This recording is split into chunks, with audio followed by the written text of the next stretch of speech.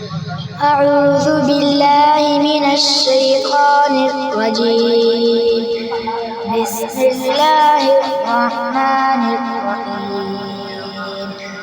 والتين والزيتون طور سينين وهذا البلد الأمين لقد خلقنا الإنسان في أحسن تقويم ثم رددناه أسفل سافلين إلا الذين آمنوا وعملوا الصالحات فلهم أجر غير ممنون فما يكذبك بعد بالدين أليس الله بأحكم الحاكمين.